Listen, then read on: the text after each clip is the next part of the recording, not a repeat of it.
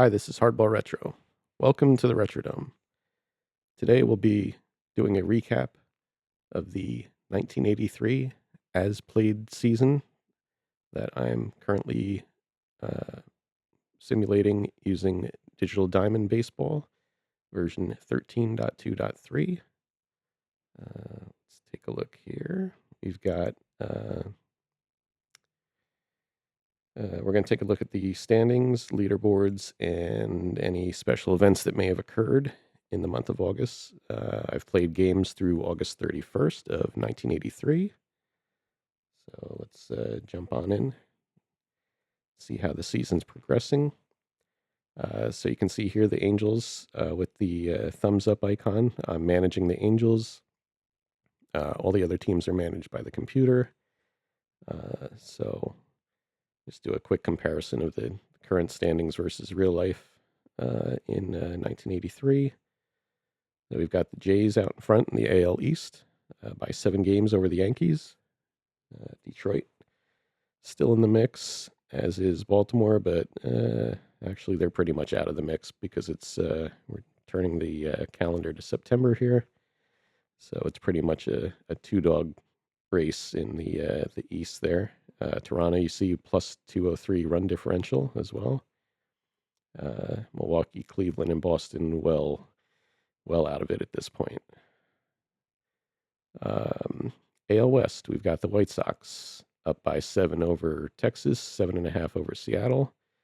The White Sox won the division in real life, and I forgot to point out over here the Orioles won it in 83, but it does not look to be the case in our simulation here. Again, we're doing as played schedules, lineups, rotations, and so forth. Transactions was the other part. So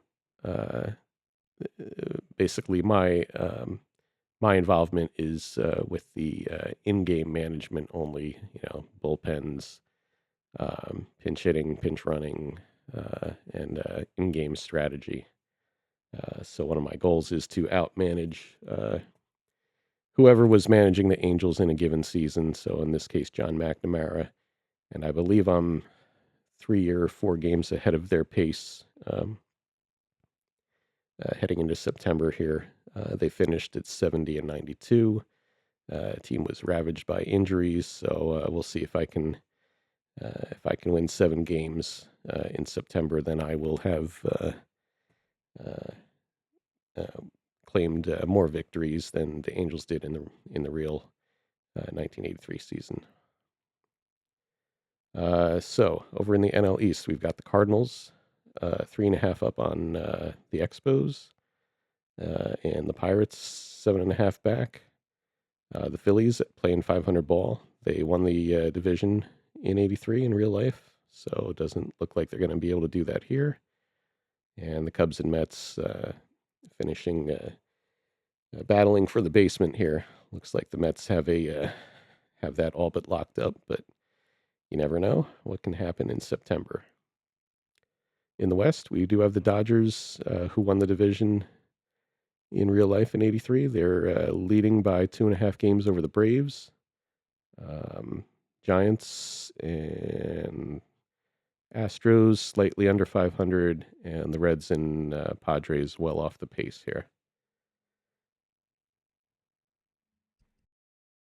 So the American League batting leaders, we've got Wade Boggs with a healthy lead in batting average. Rod Carew next at 353, Boggs at 385, and it's Ted Simmons, Murray, and Cooper rounding out the top 5.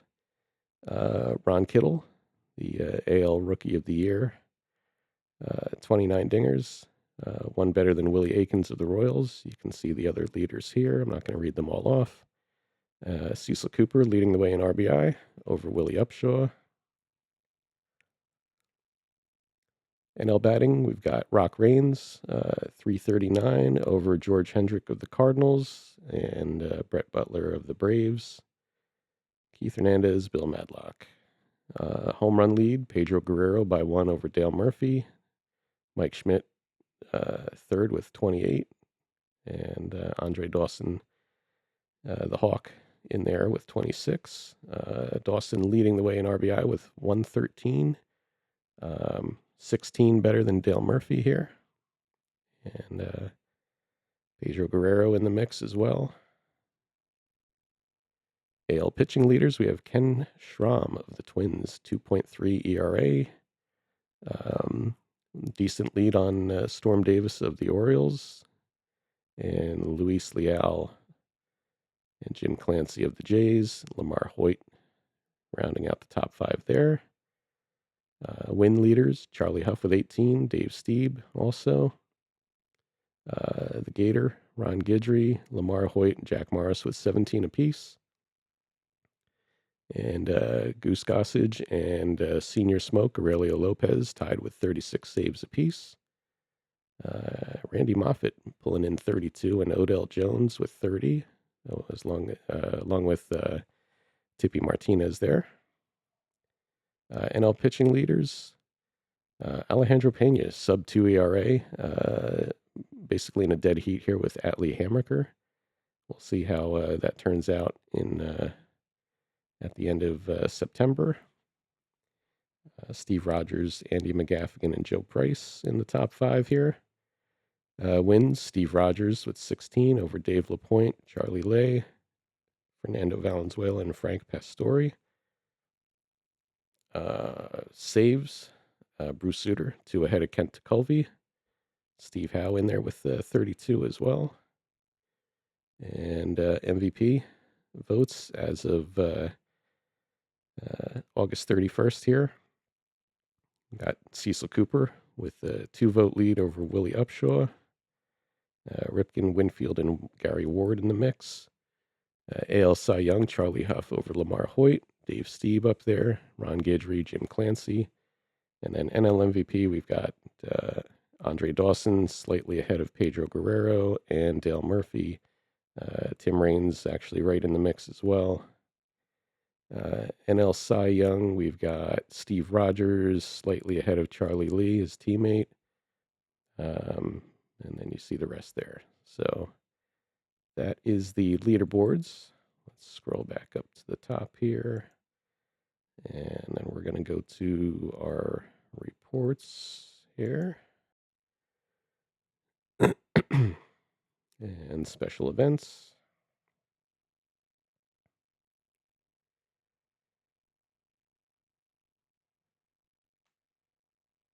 And we'll take a look and see if there were any no-hitters, 3+ home run games, and so forth. I'm going to skip down a bit. Certain categories here I'm not too interested in. And we're just going to see if anything happened in August. If you look at the other recaps, previous recaps for 1983, you can see the other, more detail on the other things here. A couple triple plays. Home runs, no 3-homer games. No, what is this? Probably 5 hits or better. Nothing there.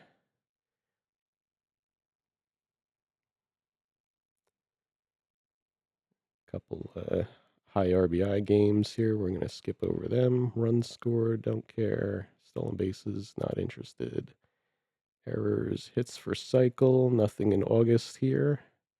In the park home runs, Rance Mullenix, we'll call that out. High strikeout games, we had a couple, De Leon and Sutcliffe with 12 apiece. Nothing too crazy here. And the only no-hitter was back in June, Eric Shao. So actually that's going to be it for us. Quick recap here. Check back when we do our end of regular season recap, and then we'll do some videos for the playoffs and World Series. Until then, keep playing ball. Thanks for watching, and we'll see you soon.